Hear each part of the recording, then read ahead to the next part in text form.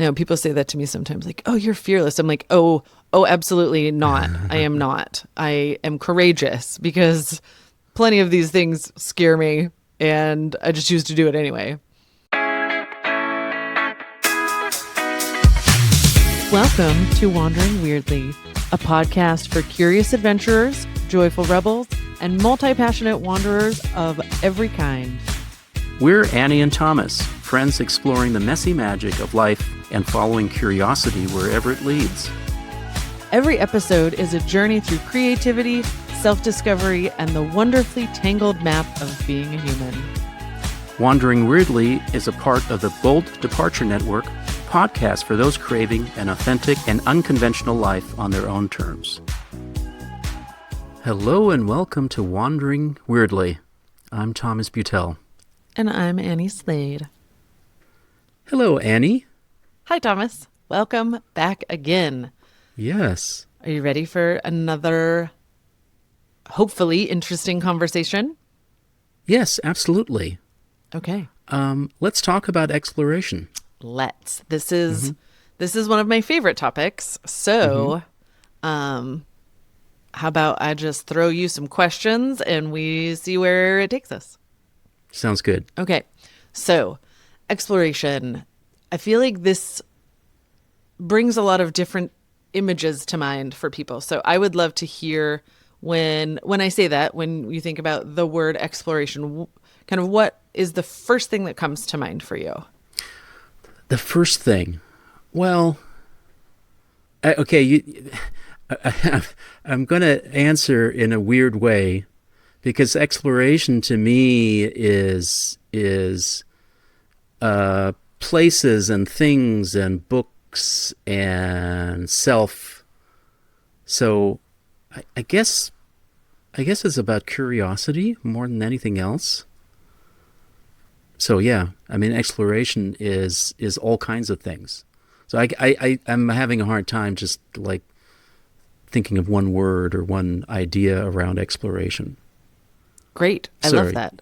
Yeah, I weaseled out of that one. Sorry. No, you didn't. That's exactly, I mean, that's how I feel about it too, is like, this is a multifaceted kind of topic or, but I think you nailed it, or at least, my point of view is, that all of it is about curiosity, right? It's about being open to discovery, to what's around that corner, what's on the next page, whatever the thing, there's a zillion ways to explore, but I think all of it comes down to a curiosity and an openness, right? That like we can be curious and do nothing about it, but exploration I feel like is also, there's that little bit of action required. We're going to do something with that curiosity. When you think of exploration, do you have a particular word or idea that comes to mind for you? Or is it all those things? I mean, it's all of those things. I feel like for me, curiosity is, I feel like there's kind of three pillars in my mind. Curiosity being one. And creativity, I feel like exploration requires an amount of creativity, whether it's creative thinking, a lot. I mean, I feel like it's a lot of asking, well, what else is possible? What else is over here? What else? And I think one of the other important things of exploration is courage, the courage to, find out what's over there. Because as you know, anytime we're doing something new, there's always that little bit of uncertainty, a little bit of fear, a little bit of trepidation of like, ooh, but I don't know. And so I think exploration, those are kind of my big three kind of pillars for what exploration, in order to be, to explore a new thing, we have to have all three of them. I love that. I hadn't in my mind put courage in that space, but you're absolutely right about that. There's a fearlessness that goes along with exploration. Or a bravery, because let me tell you, and You know, people say that to me sometimes, like, "Oh, you're fearless." I'm like, "Oh, absolutely not. I am not. I am courageous because plenty of these things scare me, and I just choose to do it anyway." Nice. Yeah.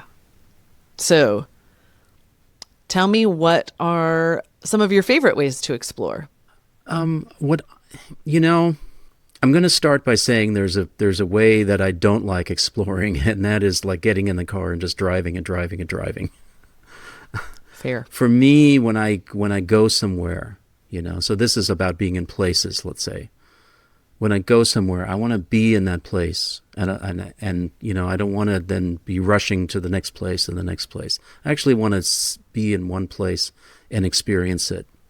And oftentimes, I mean, there's an aspect for me. I like being still where it is. So let's say I'm out in nature. I want to be still, and I want to listen, and I want to look, and I want to sense, I want to smell, all of that. And in order for me to do that, I have to be still. Like if I'm moving, then a part of me is like distracted. Interesting.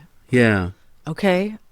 I love this because I'm kind of the opposite in that I like to move, not necessarily like if I'm traveling, not necessarily like this place for 2 days and this, like, I don't want to always be on the move, but like if I'm in a place, I like to move through it. Like that's kind of how it's like I am soaking up, like I'm making like if it's a physical place, right? Like a city or even nature, like the movement is creating the essence. Like I'm picking up all these little pieces as I move through, and it's kind of culminating. It's coming together to give me kind of an overarching view or vibe or kind of essence of the place instead of and I do love those moments of like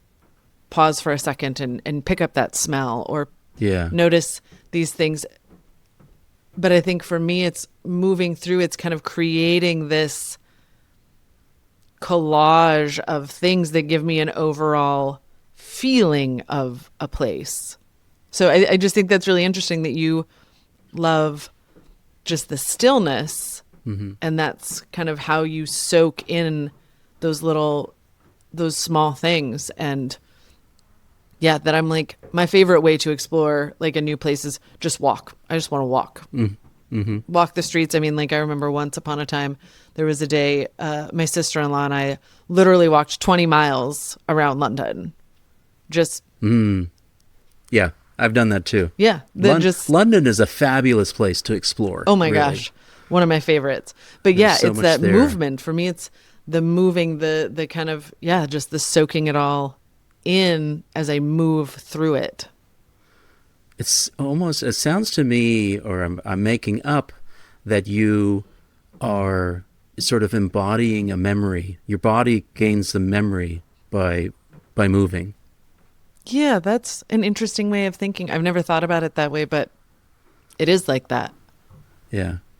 And that each place, I don't know how to, I have recognized over the years that I experience the world very much in energies, and part of it is those senses.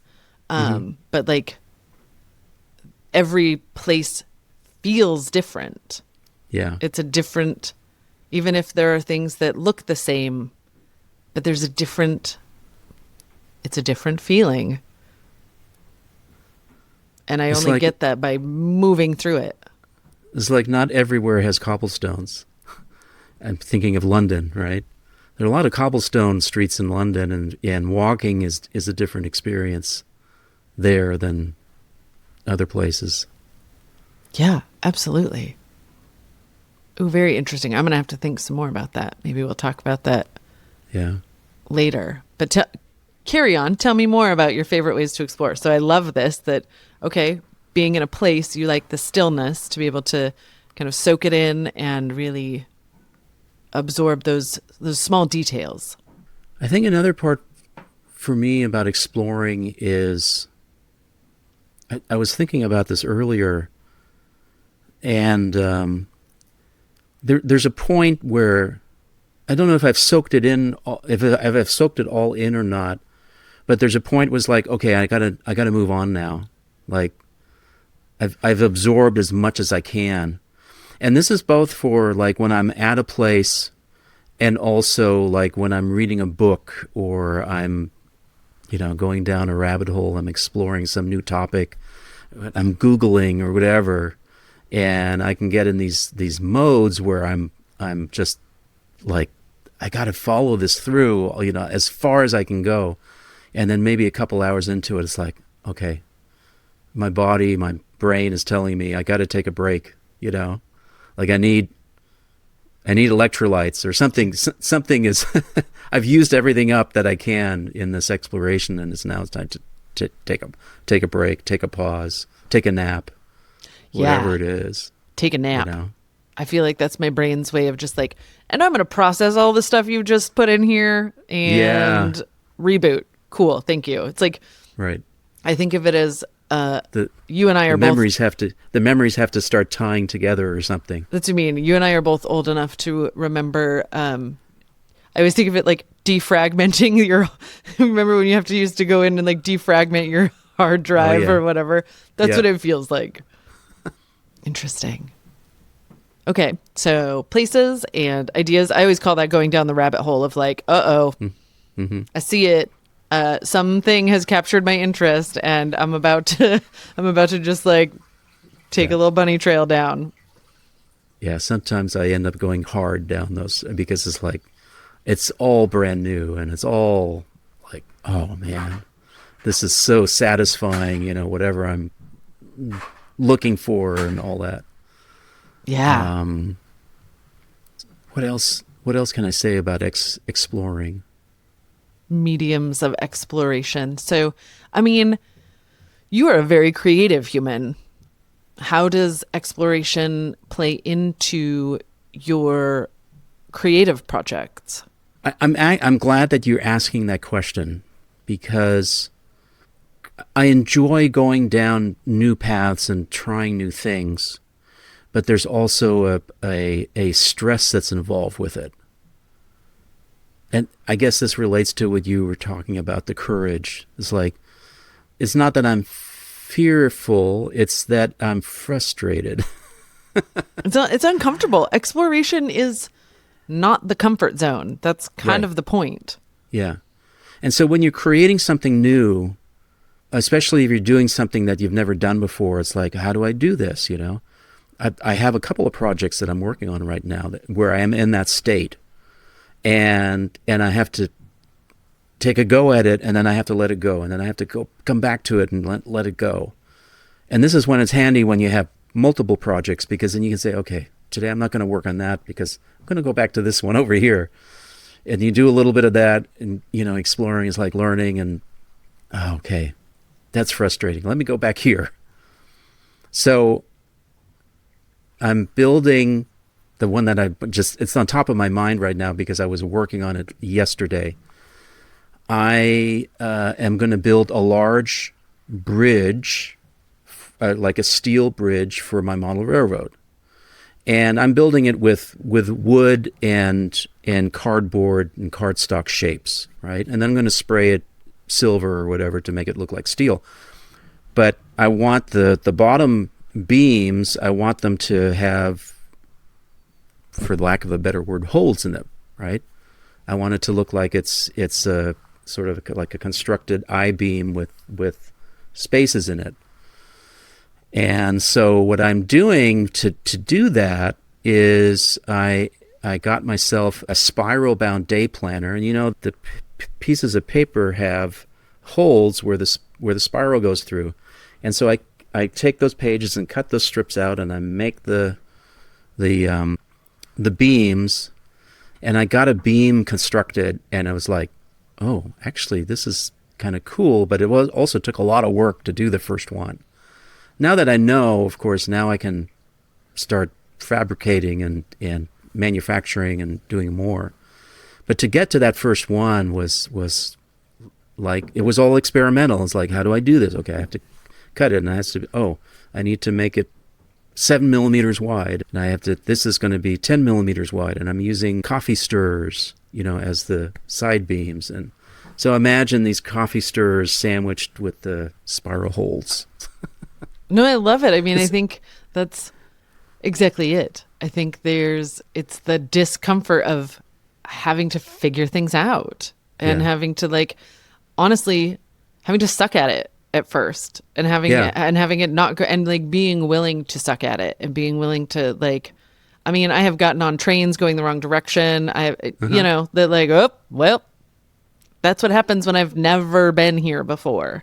But I think that's part of it. And that's what I mean about the courage, the willingness to yep, I might make an ass of myself. I may this might be absolutely terrible and not work at all, but I have to find out. Yeah. And the first piece did suck. That's fine. But the second piece was better. Exactly. And I think that's part of the fun of it too, is that and then when you figure it out, there is that satisfaction of ooh, I did the thing. I learned the thing, I found the answer, or I made the thing, whatever it is. I think there is that amount of satisfaction. But there was a point. So I spent an hour with the first one or more than that. And there was a point where it's okay, I have to step away. I have to do something else, which I did.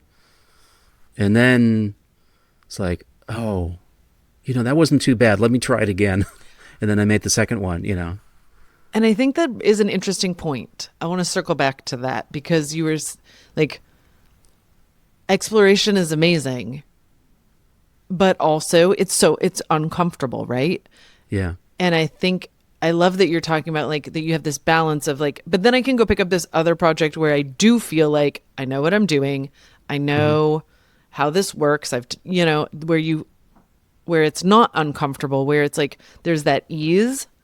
And I think that is an important element that is it's a balance with the exploration. When I never really I never really had considered it that way. And then I took this 2-month trip with my niece through Europe a couple summers ago.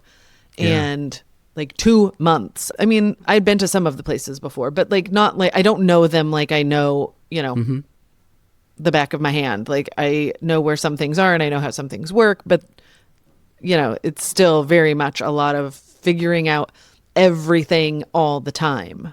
Right. Yeah. And 2 months of that. And then we got back to Toronto and we were going to a Greek bakery to go find some of our favorite treats that we had had in Athens, whatever. And we were back where she knew where everything was. And for the first time in 2 months, I didn't have to figure anything out. I just got to follow her. And there was this moment of oh, I have a new appreciation for what is familiar, where I don't have to think about where the grocery store is. I don't have to think about the directions to drive to whatever it is, because I actually know this area. And I think it was the first time it had struck me consciously that exploration is amazing. And boy, it sure is nice to set that down for a second and not have to be figuring everything out all the time, to have something familiar. Yeah. It's like being able to decide which level of comfort or discomfort you want to do at the moment. And I think that's for me when I go visit a place that's new to me. That's, I think, part of the root of why I want to be there for an extended amount of time. Because I want to learn the place, and then I want to be able to have that amount of comfort that says, oh, I know there's just a convenience store just down the street. And then, okay, now we're going to take the Piccadilly line and go to someplace we haven't been before. And now we're going to come back and, the convenience store is there, or we can go just a block farther because we haven't explored it. Yeah. That's why I like being in one place. If I think about traveling and I want to go somewhere in the world, I'd really like to go to a place and then just stay there for a while. I agree. with time become more like that. That like, yeah, it is nice to have those little touchstones. Like, I always stay at the same hostel when we go to London. And so it's like, I know exactly which line, I know which stop to get off on. And from the exit, I can walk to the place, and I know there's a Sainsbury over there. And like, I don't have to think about that piece. And there is also that satisfaction that like, oh, I've done this enough, whether it's building something for, a model train set or traveling the world or whatever, but having that little satisfaction of like, I actually know a thing here. That like, okay, there's that little bit of ease and little bit of comfort. And so I think that's an important kind of nuance when we talk about exploration. It doesn't have to be everything new all the time. That there are levels, right? We can build in some amount of comfort into an otherwise uncomfortable experience of doing something brand new. What do you do to integrate your exploration so that it becomes a part of you? That's a great question. I'm a journaler. I have become a journaler. Particularly, I started actually journaling regularly when I took this 6-week solo trip, because for this exact reason, like, oh, I'm about to be so uncomfortable. Oh my God. And I need a place to process this. And, like every day I need a place to like, this is okay. Everything is uncomfortable all the time. And so the journal is almost like a touchstone. It is for me now. Now it's like part of my daily routine, a la Julia Cameron's like morning pages. Like, yep. Yeah. So yeah, for me, that's how I kind of process in real time. But then I think it's also for me, especially like, I talk about this in terms of travel because that is what is most familiar to me for explorations. But I also think for me, there's also I call it the re-entry, the like coming back home after experience. Yeah. And how do we integrate this? And so I think for me, there's also an intentional process of sitting down and over like the weeks and maybe up to a month of post trip, or, this can apply to anything, whether it's a creative project, whatever, but to sit down and literally like, I do this in a journal. You can, however one wants to explore these questions, but it's really thinking about, okay, what did I learn? What did I learn about myself? What did I learn about life? And I tend to capture a lot of those things in real time, but it's taking the time to actually sit down and think it through once the thing is over, once the exploration is over, to like give it some space and look at it as a whole thing. Because as much as you can, write things down and process in real time, it's hard to really, you can't get the whole view when you're still in the middle of it. Right. And so it's after the fact, looking back and going, okay, what's that about?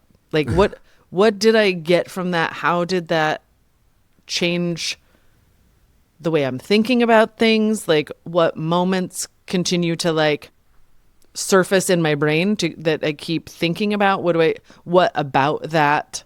Like, what's there? Like, if this moment is continuing to come back to my mind, let's dig into that a little bit.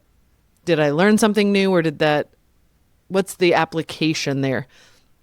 And so I have processes that like at the end of every season, I do like a seasonal review, so if I've taken a trip, that incorporates what did I do? What did I learn?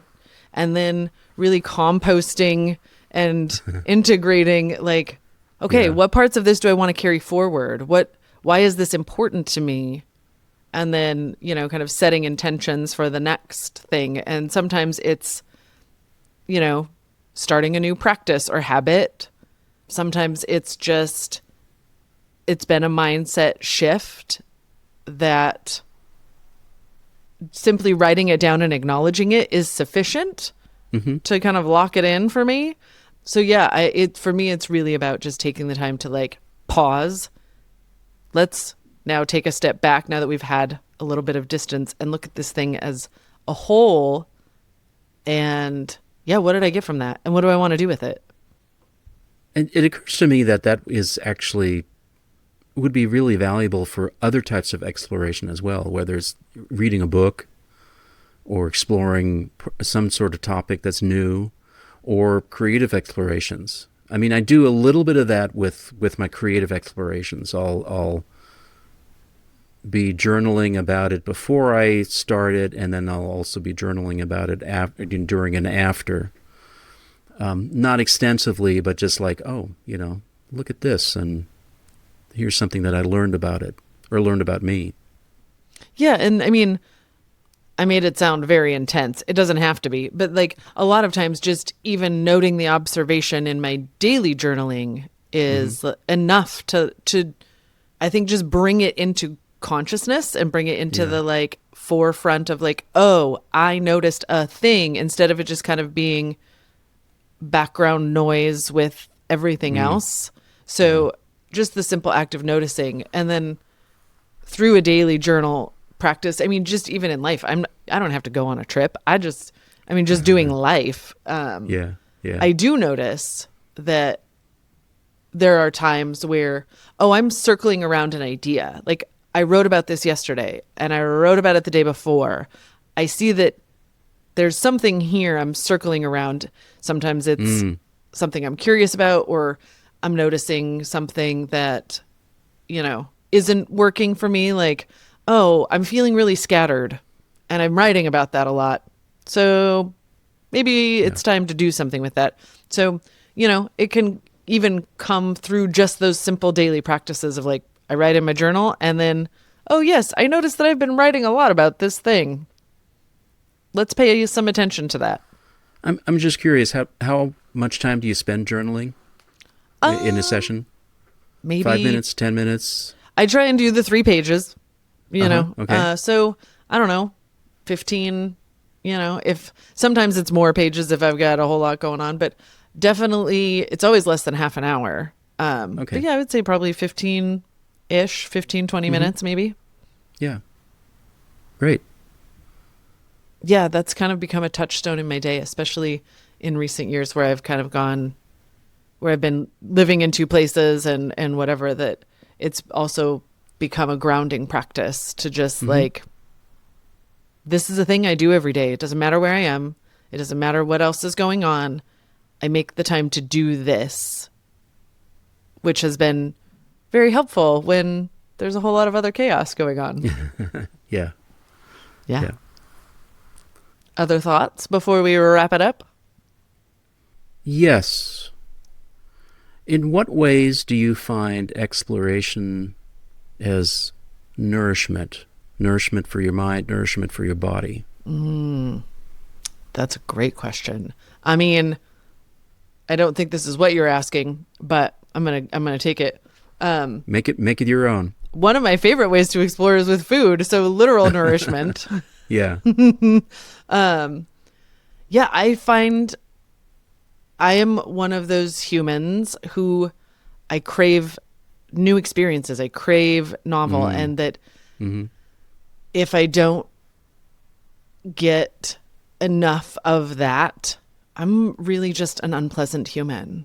Like I don't like myself. I'm like cranky, and like I know when I need, like, okay, I need some new scenery. I need something different, because otherwise I'm going to get stuck in a rut, and then that just does not work for me. So for me, exploration is kind of an essential element of my life. Like I'm not okay if I don't have some of that, something I'm exploring, whether it's a place, an idea, even if it's a new book or something I'm learning, it doesn't matter, but I've got to have kind of even just a little bit.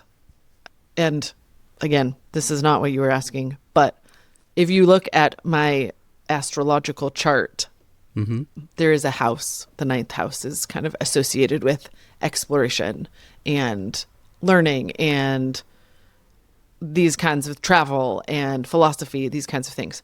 I have 6 planets in this house. That is not normal.